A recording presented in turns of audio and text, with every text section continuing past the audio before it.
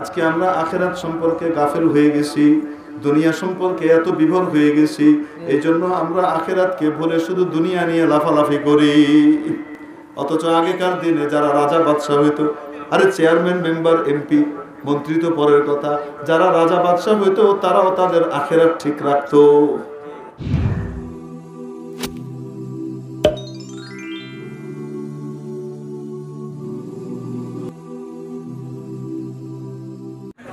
পাগলের সুস্থদেরকে কি মনে করে? পাগলে যারা সুস্থ তাদেরকে কি মনে করে? বুঝেননি? ঠিক তেমনি ভাবে যেগুলা আসলে আধা শিক্ষিত, এরা পূর্ণ শিক্ষিতদেরকে আধা শিক্ষিত মনে করে।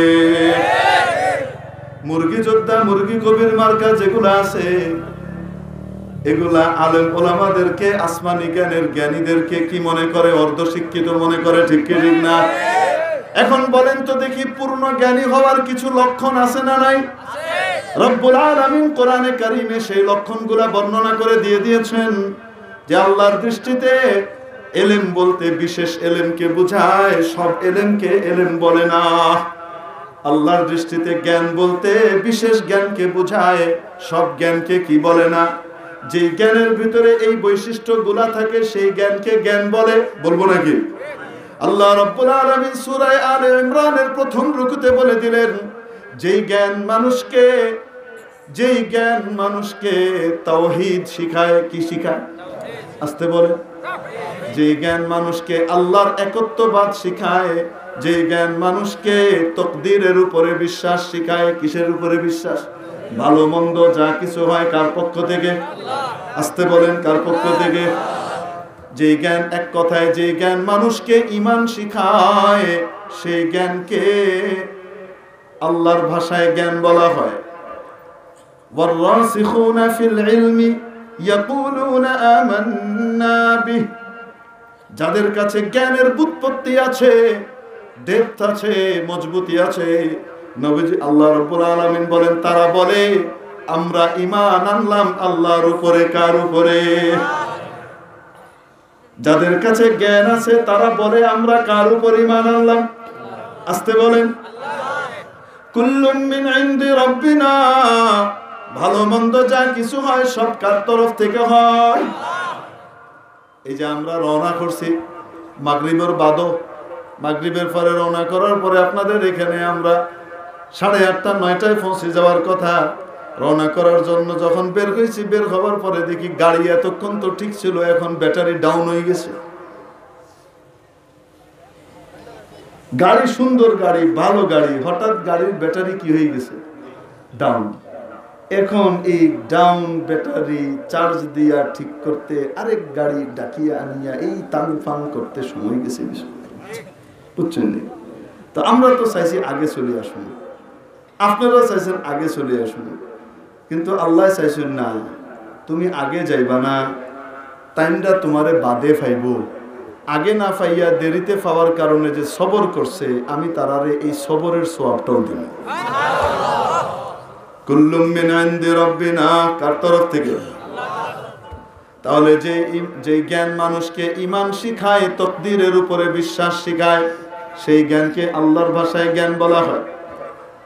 2 নম্বর, যে জ্ঞান মানুষকে তাওহীদের শাহাদাত দিতে শিখায়, আল্লাহর উপরে ঈমানের ঘোষণা দিতে শিখায়, মিনমিন করে না, সব জায়গাতে বলে বেড়ায় আল্লাহ এক, আল্লাহ এক, আল্লাহ এক, সেই জ্ঞানকে কি বলে? আল্লাহর দৃষ্টিতে জ্ঞান বলে। শাহিদাল্লাহু আন্নাহু লা ইলাহা ইল্লাল্লাহু ওয়াল মালায়েকা, শাহিদাল্লাহু আন্নাহু লা ইলাহা ইল্লা হুয়া ওয়াল মালায়েকাতু ওয়া উলুল ইলমি কাইমান বিল কিসত, লা ইলাহা ইল্লা হুয়াল আজিজুল হাকীম।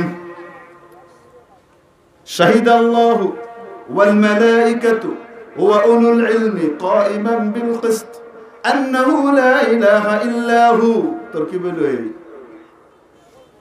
আল্লাহ তাআলা সাক্ষ্য দেন, ফেরেশতারা ঘোষণা দেন, যাদের কাছে ইলম আছে, জ্ঞান আছে, তারা ঘোষণা দেয়, তারা সাক্ষ্য দেয় যে তিনি ছাড়া আর কোনো মাবুদ নাই। আল্লাহ বলেন যাদের কাছে জ্ঞান আছে তারা ঘোষণা দেয় যে আল্লাহ ছাড়া আর কোনো মাবুদ নাই। তাহলে যে জ্ঞান মানুষকে তাওহীদের, আল্লাহর একত্ববাদের শাহাদাত এবং স্বীকৃতি দেওয়া শিখায়, সেই জ্ঞানকে আল্লাহর ভাষায় জ্ঞান বলা হয়। এটা কি মোল্লার ব্যাখ্যা না আল্লাহর ব্যাখ্যা? এই যে আমরা যে কইছি দ্বীনি ইলম, আল্লাহর কাছে যে জ্ঞান ইলম, এই ইলম কোন ইলম? কোন ইলমকে আল্লাহর ভাষায় ইলম বলা হয়? দ্বীনি ইলমকে। কোন ইলম? দ্বীনি ইলম। হুজুর এটা আপনার ব্যাখ্যা, আমরার ব্যাখ্যা না, এর লাগি আমরা মোল্লার ব্যাখ্যা বাদ দিয়ে আল্লাহর ব্যাখ্যা করলে আপনাদের এই যে কথাগুলো বলতেছে, এটা কি মোল্লায় কইছে না আল্লাহ? যে জ্ঞান মানুষকে আল্লাহর সামনে সিজদা করতে শেখায়, যে জ্ঞান মানুষকে আল্লাহর সামনে কান্নাকাটি করতে শেখায়, যে জ্ঞান মানুষকে বাহ্যিকভাবে আল্লাহর ভয়ে ভীত সন্ত্রস্ত করে দেয়, সেই জ্ঞানকে আল্লাহর দৃষ্টিতে জ্ঞান বলা হয়। ইন্নাল্লাযীনা উতুল ইলমা মিন ক্বাবলিহি, সূরা বনী ইসরাঈলের শেষ রুকুর আয়াত। ইন্নাল্লাযীনা উতুল ইলমা মিন ক্বাবলিহি ইযা ইউতলা আলাইহিম, সামনের থেকে আর তরজমা করব, মুখে পড়ব না, তাইলে আবার আপনারা কারো সেজদা ওয়াজিব হয়ে যেতে পারে। কারো না, সবারই সেজদা ওয়াজিব হবে, পরে সেজদা না দিলে গুনাহ, বুঝছেন নি? এর লাগে তরজমা করে যায়। ইন্নাল্লাযীনা উতুল ইলমা মিন ক্বাবলিহি, আল্লাহ বলেন ইতিপূর্বেও যাদেরকে ইলম দেওয়া হয়েছে, জ্ঞান দেওয়া হয়েছে, তারা কি করতো শুনবা নাকি? বলবো? আল্লাহ বলেন তাদের বৈশিষ্ট্য শুনো, ওই জ্ঞানীদের বৈশিষ্ট্য শুনো। যখন তাদের সামনে আল্লাহর কালাম পড়া হতো, আল্লাহর ওয়াজ করা হতো, নসিহত করা হতো, তারা সেজদায় চলে যেত। তারা কোথায় চলে যেত? এজন্য দেখেন ওয়াজ নসিহত শোনার পরে আমরা আপনারা নামাজের দিকে বেশি ধাবিত হই, ঠিক কিনা? ওয়াজের দ্বারা নামাজি কমে না বাড়ে? আলিম উলামার কাছে গেলে নামাজি কমে না বাড়ে? ইন্নাল্লাযীনা উতুল ইলমা মিন ক্বাবলি ইযা ইউতলা আলাইহিম ইয়াখিরুনা লিল আযকানি সুজদা, এবং তারা কি বলে? আল্লাহর গরিমা গায়, আল্লাহর মহিমা গায়, আল্লাহ তারা সব দোষ ত্রুটি থেকে মুক্ত, এই কথা বলে। এই কথা বলে না, নিজেকে ইমানদারও দাবি করে, মুসলমানও দাবি করে, আবার কি বলে? আল্লাহর বিধান এটা সেকেলে, এটা এখন আর চলবে না, পর্দাটা ওই কালে ছিল, এই কালে পর্দা দিলে পৃথিবী পিছিয়ে যাবে, নারী জাতি অধিকার ক্ষুণ্ণ হবে। যে ইতর এই কথা কয়, ওই ইমানদার না বেঈমান? আমরা কইলেও বেঈমান, না কইলেও, বুঝেননি? আরে শোনেন, কোন ব্যক্তি নামাজ পড়ে না কিন্তু সে বিশ্বাস করে নামাজ ফরজ, পড়তেছে না যে অপরাধ, তার ঈমান আছে। কিন্তু 5 ওয়াক্ত নামাজ পড়ে, কিন্তু তার বিশ্বাস হলো নামাজ পড়ার কোনো দরকার নেই, খামাখা আল্লাহ সময় নষ্ট করার মতো একটা জিনিস দিয়ে দিয়েছে। তো নামাজ পড়েও বলেন তো ঈমান আছে না গেছে? বুঝছেন না আপনারা কি করছে? তো কি বলে? আল্লাহ তাআলা যে বিধান পাঠিয়েছেন সেটা এখন চলবে না, মোল্লারা বললেই তার হবে না। তো তার মানে কি? আল্লাহ জ্ঞান কম, ঠিক কি না? তো আল্লাহর মহিমা গাইলো, আল্লাহর গরিমা গাইলো না আল্লাহর দোষ বের করলো? এটার এইরকম মুরগি চোরাকে কি আপনারা জ্ঞানী বলবেন নাকি? আপনারা খামাখা শাহরিয়ার কবির সাহেবের কথা মনে করেন না তো, উনি ভালো মানুষ, ওনার কথা বলতেছে না। খামাখা আপনারা কি মানে মুরগি যোদ্ধা করলে খালি উনারে মনে করে? দূর, আমরা কোনো ব্যক্তিকে কটাক্ষ করতে চাই না। আল্লাহু আকবার। তো বলতেছিলাম ওয়ায়াকুলুনা সুবহানা রাব্বিনা, ইতিপূর্বেও যাদের কাছে জ্ঞান ছিল তারা বলে আমাদের রব পুত পবিত্র, আমাদের রবকে কোনো দোষ কোনো ত্রুটি স্পর্শ করতে পারে না। ইন কানা ওয়াদু রাব্বিনা লামাফউলা, আমাদের রব যা প্রতিশ্রুতি দিয়েছেন এটা রাজনীতিবিদের প্রতিশ্রুতির মতো নয়। কোন রাজনীতিবিদ, সব রাজনীতিবিদ না, আবার কোন রাজনীতিবিদ? কোন রাজনীতিবিদ প্রতিশ্রুতি দেয় নির্বাচনের আগে, এটা করব, এটা করব, এটা করব, হেও জানে করবে না, যারা শুনে তারাও জানে করবে না, ঠিক কি ঠিক? আবার কিছু কিছু রাজনীতিবিদ আছে তারা ওয়াদা করে মনে প্রাণে যে না, যেটা বলতেছি এটা করবই, চেষ্টা করব। চেষ্টা করার পরেও যদি না পারে তো তাহলে জনগণ বুঝে যে উনি চেষ্টা করছেন, পারেন নাই, তাকে মানুষ দোষী মনে করে না। ঠিক কি ঠিক না? তো রাজনীতিবিদ ওয়াদা করলে, বাপমা ওয়াদা করলে, আমি আপনি ওয়াদা করলে কোনো সময় পারতেও পারি, নাও পারতে পারি। ঠিক কি ঠিক না? ইচ্ছা করলেও হয়তো পারবো না, এরকম হইতে পারে কি পারে না?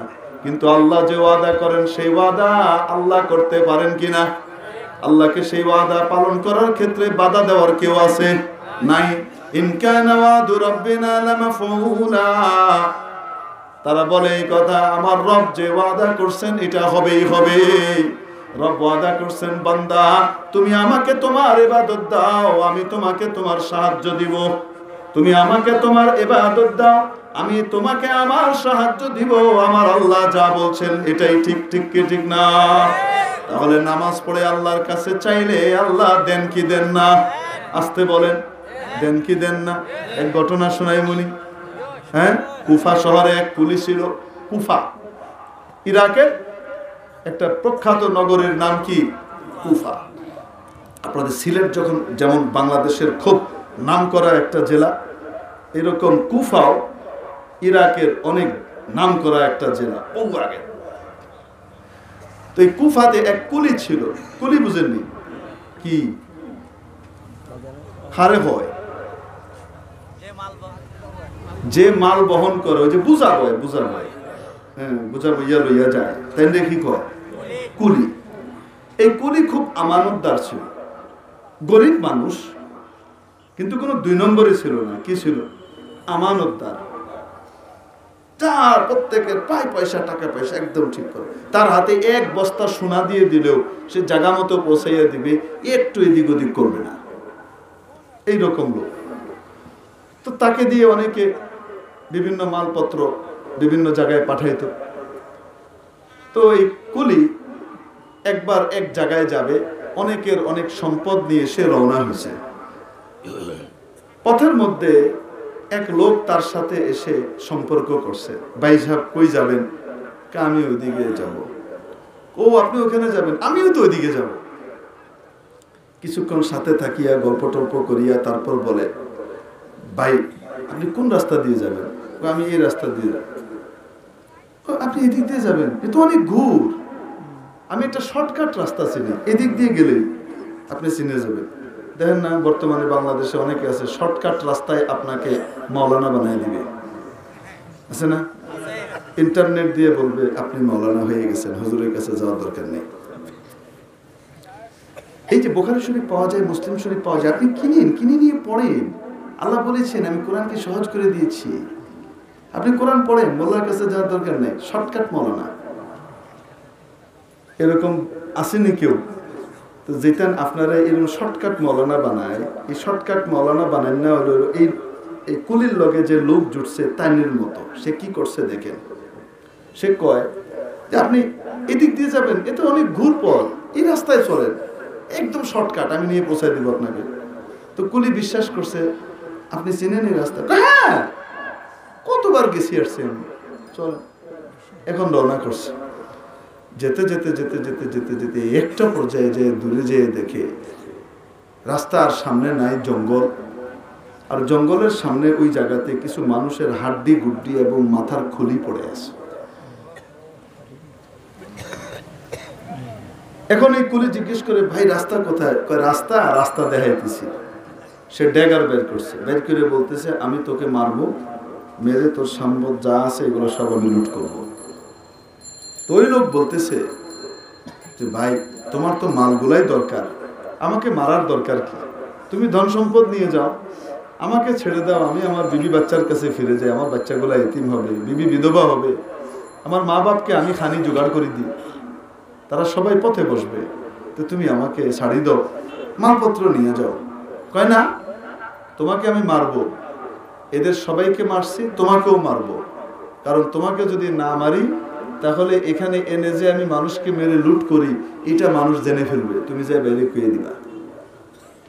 বুঝছেন নি? তো কুলি বলছে, কুলি একটা কথা বিশ্বাস করত যে আল্লাহর ওয়াদা, রসুলের ওয়াদা, ওয়াস্তাইনু বিসসবরি ওয়াসসালাহ, ধৈর্য আর নামাজের মাধ্যমে আল্লাহ সাহায্য চাও, নামাজ আর ধৈর্য দিয়ে সাহায্য চাইলে আল্লাহ সাহায্য করে। আর সে বিশ্বাস করে যে আল্লাহর ওয়াদা সত্য। এজন্য সে বলল, ভাই তুমি আমাকে 2 রাকাত নামাজ পড়তে দাও, আমি আমার জীবনের শেষ 2টা রাকাত নামাজ পড়তে চাই, তারপরে তুমি আমাকে মেরে ফেলো। সে বিশ্বাসের সাথে 2 রাকাত নামাজ শুরু করছে। জীবনের শেষ নামাজ মিনতি দিয়ে, আজিজি এনকেসারি দিয়ে, মনের সমস্ত মাধুরী আর ভালোবাসা মিশিয়ে তারপরে সে আদায় করতেছে, শুধু আল্লাহর সামনে, আর কেউ নাই। আর তার নামাজ লম্বা হওয়া দেখে, রুকু আর সিজদা লম্বা হওয়া দেখে ওই বেটা বলতেছে, তাড়াতাড়ি নামাজ শেষ করো, নামাজে কোনো কাজ হবে না। এই যে যাদের খুলি দেখতেছো না, এরা সবাই নামাজ পড়ছে, আর সবাইকে আমি মারছি, তাদের নামাজে কোনো কাজ হয়নি। বুঝছেন? এই কথা বলতেছে।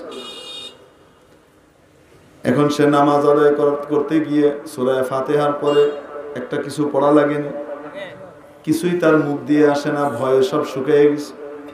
হঠাৎ তার মুখ দিয়ে একটা আয়াত বের হয়েছে, আম্মাই ইউজিবুল মুস্তাররা ইযা দাআহ ওয়া ইয়াকশিফুস সূ।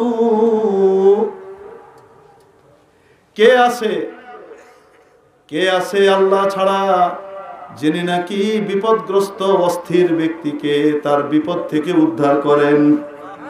তার মুখ দিয়ে এই আয়াত বেরিয়েছে খালি, আর ও বলতেছে, তাড়াতাড়ি কি কর, নামাজ শেষ কর, আমি তোর কল্লা কাটবো।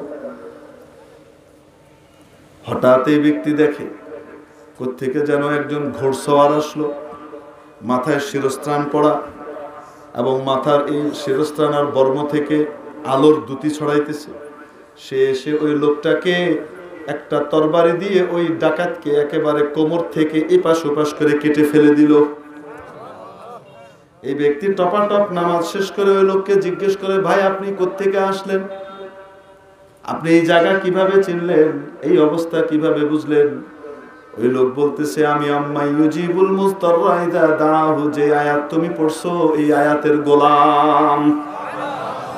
আমাকে আল্লাহ এই আয়াতের গোলাম বানিয়ে রেখেছেন। যখনই কোনো বান্দা নামাজের মাধ্যমে আমার কাছে আল্লাহর কাছে সাহায্য চাইবে, আল্লাহর ওয়াদা সত্য, কোনোদিন মিথ্যা হয় না। আল্লাহ তাকে সাহায্য করবেন যদি নামাজটা কোয়ালিটির মতো হয়। তাহলে বলেন তো দেখি, আল্লাহ যা ওয়াদা করেন সেটা কি পুরা হবে কি হবে না? আসতে বলেন। আল্লাহ যা বলেন তা সত্য, আমাদের বিশ্বাস আর ঈমানের অভাবের কারণে বাস্তবে তা দেখি না। রব্বুল আলামিন কোরআনে কারীমে বলেন, মান জাআ বিল হাসানাতি ফালাহু আশরু আমসালিহা, যে ব্যক্তি কোন নেক কাজ নিয়ে আসবে তার জন্য তার 10 গুণ হবে। কয় গুণ হবে? যে ব্যক্তি কোন নেক কাজ নিয়ে আসবে তার জন্য অনুরূপ কয়টা হবে? 10টা হবে কমপক্ষে। এটা কমপক্ষে। কি কমপক্ষে? এই ওয়াদা কি মিথ্যা না সত্য?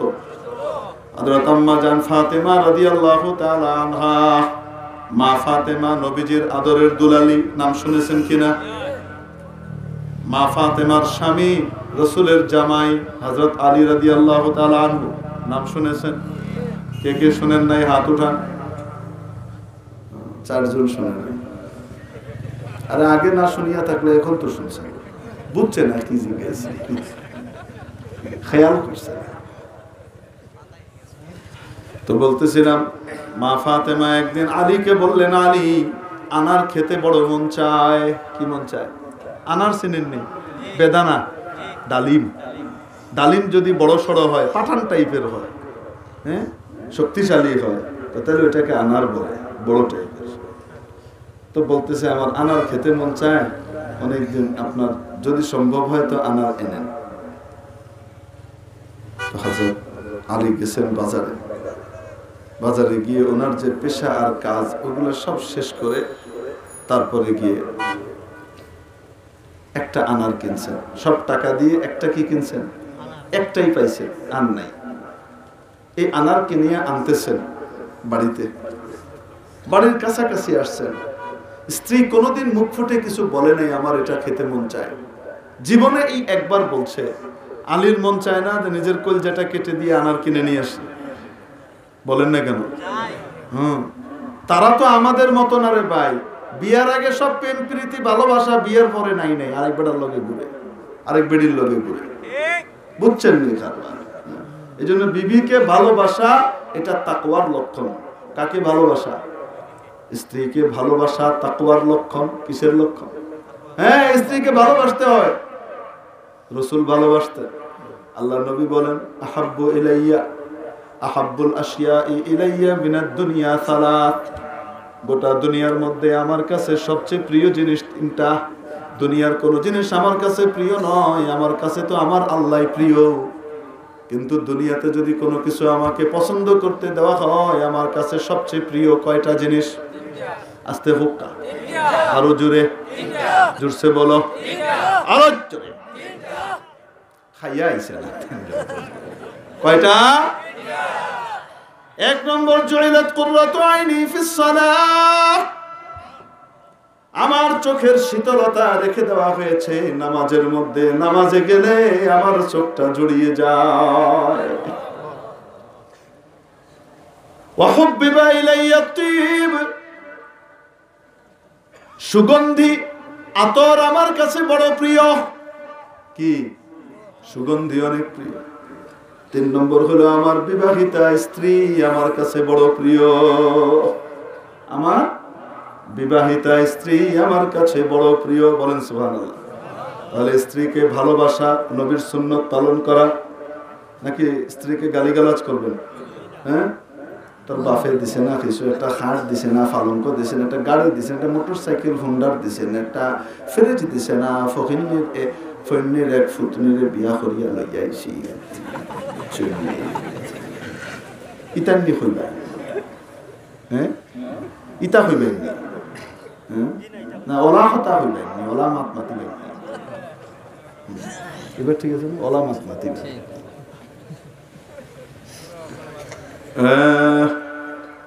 বর যদি পয়সা দিয়ে আর টাকা দিয়ে শ্বশুরের কাছ থেকে জিনিস নেওয়ার লোভে বিয়ে করো, মনে রাখবা বরকত হবে না, জীবনে বরকত হবে না, জীবনে খালি অপমানই সহ্য করতে হবে। ঠিক কিনা? যখনই চেতবে, মাঝে মাঝে চেতে না, যখনই চেতবে যা ওই যে মোটরসাইকেল গাড়ি যার যা কইছে একটা চাইলে নিচে নামাই দিবে। বেশি বড় বড় কথা বলবা না। যে ফ্রিজের পানি খাইতেছ, ঠান্ডা পানি খাইয়া দিমাগ ঠান্ডা করো, এই ফ্রিজ আমার বাপের দেওয়া। যে খাটে বসিয়ে আছো, আমার বাপের খাট।